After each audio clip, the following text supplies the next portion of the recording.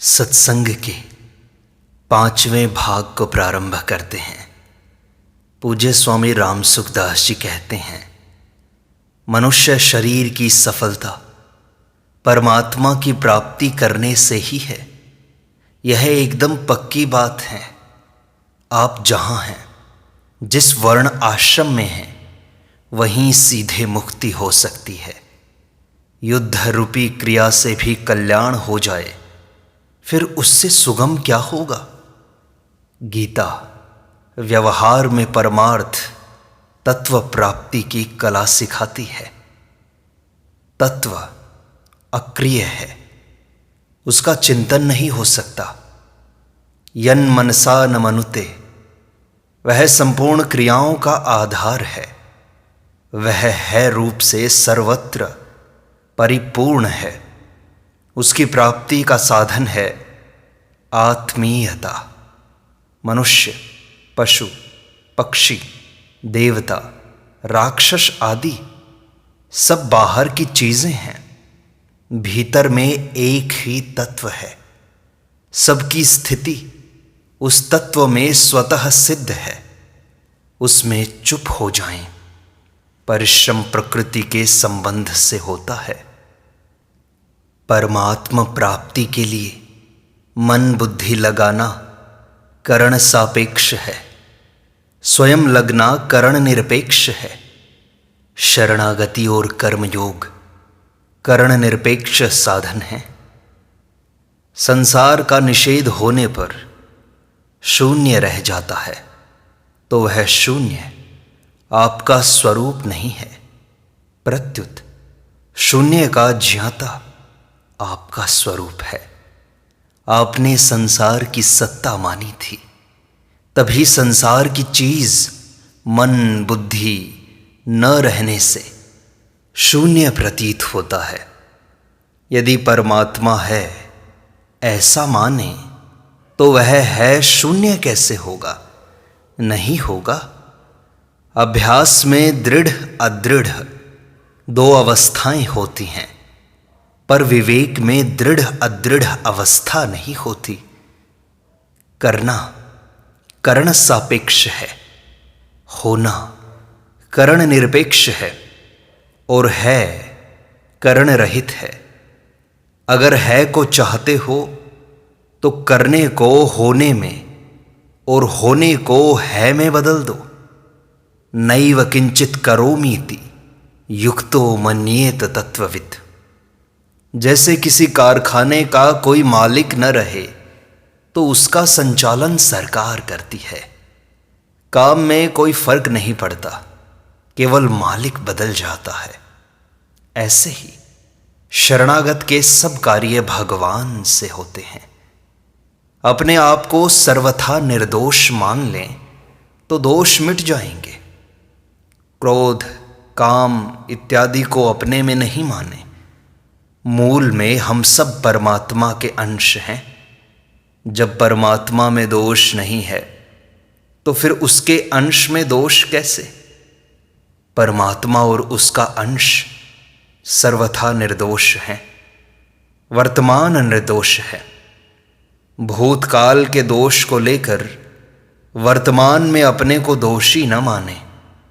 अपने में दोष स्वीकार करके हम दोषी बनते हैं। मनुष्य चोर बनकर फिर चोरी करता है। यदि वह अपने को चोर न माने तो चोरी नहीं कर सकता। अपने को परमात्मा का अंश स्वीकार करके दोषी न माने। निर्दोषता स्वीकार करने से निर्दोषता स्वतः प्रकट हो जाएगी। हमारा वास्तविक स्वरूप निर्दोष है। हम भगवान के अंश हैं और हम साधक हैं। फिर हमारे में दोष कैसे आ सकते हैं? जितने भी दोष हैं सब नष्ट होने वाले हैं। काम क्रोध आदि सब दोष आगंतुक हैं, स्थायी नहीं हैं। आप ही उन्हें सत्ता और महत्ता देते हैं। दोष अपने में नहीं है। यह बात साधकों के लिए बहुत काम की है। उनको हटाने का प्रयास करना उनकी सत्ता को दृढ़ करना है। अतः उन्हें हटाने का प्रयास न करके उनकी सत्ता को ही न माने। निर्दोषता स्वीकार करते ही तत्व की प्राप्ति हो गई। सबका आत्मा निर्दोष है। निर्दोषता स्वतः सिद्ध है। अतः अपने को और दूसरों को दोषी मानना गलती है। परमात्मा के सौंदर्य, औदार्य, गांधीर्य, माधुर्य इत्यादि गुण नित्य निरंतर रहते हैं। दोष अनित्य हैं, जो कभी आते हैं और कभी नहीं आते। वे कभी नहीं आते, यह सिद्धांत है।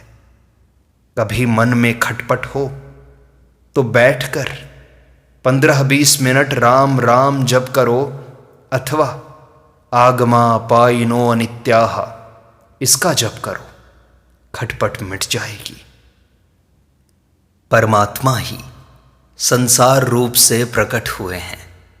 सब साधनों में सबसे श्रेष्ठ साधन यही है कि सब परमात्मा ही हैं। जैसे शरीर के सब अंग समान नहीं होते, पर हम सब अंगों का सुख चाहते हैं, किसी भी अंग की पीड़ा नहीं चाहते। ऐसे ही सब संसार ईश्वर रूप मानने से भी दो बातें होंगी, सबको सुख हो और किसी को दुख न हो। सबको सुख पहुंचाने वाला ही भगवान का भक्त होता है। किसी से भी द्वेष हो तो समझें कि हमारी उपासना ठीक नहीं है। हम नित्य रहने वाले को नहीं मानते और नित्य मौजूद न रहने वाले को मानते हैं। यह बड़ी भारी भूल है। जैसे हमें पिछले जन्म की संपत्ति, साथी अब याद तक नहीं है, ऐसे ही वर्तमान के संपत्ति, साथी आदि भी याद तक नहीं रहेंगे। परमात्मा का अंश होने से जीव स्वतः शुद्ध अमल है। चेतन अमल सहज सुख राशि। संसार में निस्वार्थ भाव से हमारा हित करने वाले दो ही हैं, भगवान और उनके भक्त। दोनों ही कहते हैं कि जीव परमात्मा का अंश है। ममैवांशो जीव लोके, ईश्वर अंश जीव अविनाशी। परमात्मा का अंश होने से स्वरूप में दोष नहीं है। इस बात को आप मान लें, फिर इसका अनुभव हो जाएगा। कसाई से कसाई का स्वरूप भी शुद्ध है, फिर आपका स्वरूप अशुद्ध है क्या? कोई भी दोष आपके अंदर हरदम नहीं रहता। काम, क्रोध आदि दोष स्वरूप में नहीं आते, प्रत्युत मन बुद्धि में आते हैं। ये आगंतुक हैं, अपने में नहीं हैं। अपने में दोष मानने से वे कभी दूर नहीं होंगे। इनको अपने में मानकर हटाने का प्रयत्न करने से ये और दृढ़ होते हैं। दोष आते हैं शरीर को मैं और मेरा मानने से। अगर इन दोषों का आना न मिटे तो भगवान से प्रार्थना करो, हे नाथ, हे नाथ, मैं आपको भूलूं नहीं, मेरे सारे दोष मिटा दो। ऐसे पुकारो भगवान को। लक्ष्मी उसको चाहती है जो केवल भगवान को चाहता है, अथवा जो कुछ नहीं चाहता। जो अपने लिए कुछ नहीं चाहता उसका प्रबंध लक्ष्मी करती है। लक्ष्मी तो माँ है, माँ को बेटे की चिंता रहती ही है। जो पदार्थों के दास होते हैं वे भगवान के भक्त नहीं हो सकते। जो कोई भी इच्छा नहीं रखते उनके पास आने के लिए लक्ष्मी लालायित रहती है। मनुष्य की महिमा तत्व प्राप्ति में है। तत्व प्राप्ति नहीं की तो शरीर की महिमा है क्या? कोई वस्तु अच्छी हो या बुरी हो उससे फर्क नहीं पड़ता। उसका सदुपयोग या तो अच्छा होता है या बुरा होता है। अपने को शरीर मानना और शरीर को अपना मानना प्रमाद है, और प्रमाद ही मृत्यु है। जानते हुए भी न मानना प्रमाद है। तत्वबोध के बाद होने वाला द्वैत अद्वैत से भी सुंदर है। तत्वबोध के पहले साधन भक्ति है और तत्वबोध के बाद साध्य भक्ति है। वही साध्य भक्ति आरंभ से ही हो सकती है। साधक का भाव विशेष हो तो बोध पहले से ही साध्य भक्ति हो जाती है और भक्ति होने पर फिर ज्ञान हो जाता है। श्रीमद् भागवत में ज्ञान और वैराग्य को भक्ति के बेटे कहा है। वह साध्य भक्ति भगवान से मांगनी चाहिए। वह भक्ति भगवान की कृपा से मिलती है। भक्ति ज्ञान से भी श्रेष्ठ है। संसार के पहले भी परमात्मा थे, बाद में भी परमात्मा रहेंगे और बीच में भी परमात्मा ही हैं। इस विषय में साधक को केवल सावधान रहना है। अनुकूलता प्रतिकूलता को देखकर राजी नाराज नहीं होना है। भगवान संसार मात्र के बीज हैं। जैसे मयूरी के अंडे में अनेक रंग होते हैं, ऐसे ही भगवान विलक्षण बीज हैं जिनसे अनेक प्रकार की सृष्टि पैदा होती है। गीता अर्जुन को 2 बार भी नहीं मिली। दोबारा भगवान ने अनुगीता कही, परंतु हम कलयुगी जीवों को वह गीता बार बार पढ़ने सुनने को मिल रही है। आपके भीतर जानने की लगन पैदा हो जाए तो पेड़ों से दीवारों से भी शिक्षा मिल जाएगी। लोग कहते हैं कि गुरु नहीं मिलता। मैं कहता हूं कि चेले नहीं मिलते। भूख व भोजन, प्यास व जल में एकता है। भूख के बिना भोजन में रस नहीं आता। भूख भोजन की सत्ता को और प्यास जल की सत्ता को सिद्ध करते हैं। भोजन न हो तो भूख लग ही नहीं सकती। जल न हो तो प्यास लग ही नहीं सकती। भूख की पूर्ति भूख से, अभाव की पूर्ति अभाव से कैसे होगी? सत की चाहना असत से कैसे पूरी होगी? समझो तो।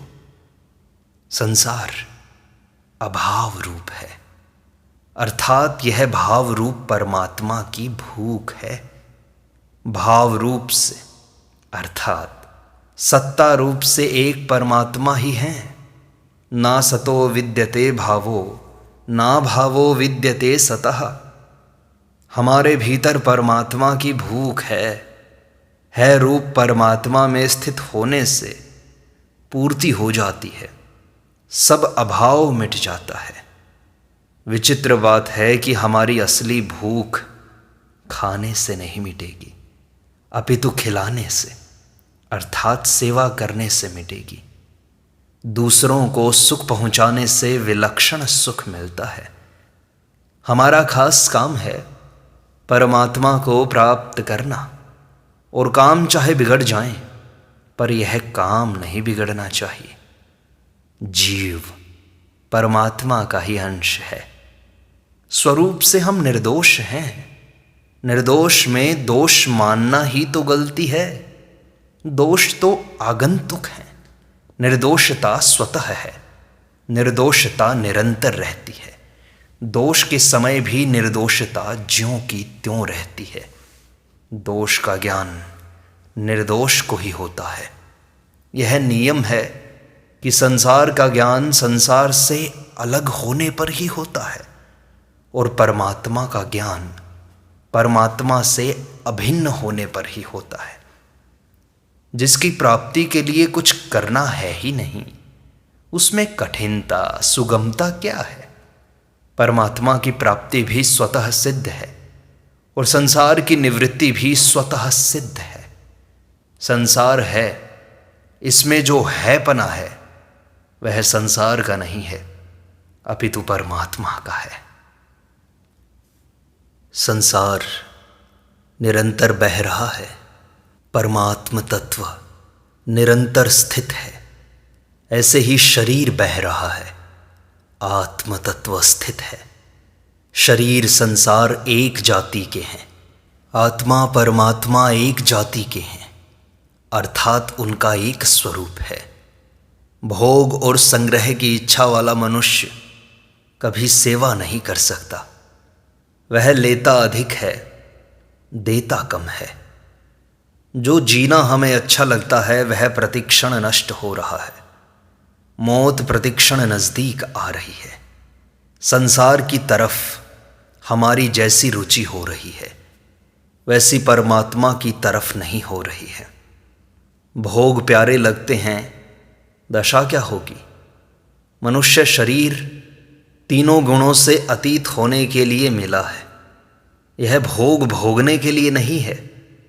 भोगों में, सुख सुविधा में दृष्टि रहेगी तो गुणातीत कैसे होंगे? हमारा प्रापणीय तत्व क्या है, यह विचार तो करें। जो सबको प्राप्त हो सकता है वही हमारा प्रापणीय तत्व है। परमात्मा सबको मिल सकता है और सदा के लिए मिल सकता है। जो सबको मिले और सदा के लिए मिल जाए वही तत्व तो हमारा है।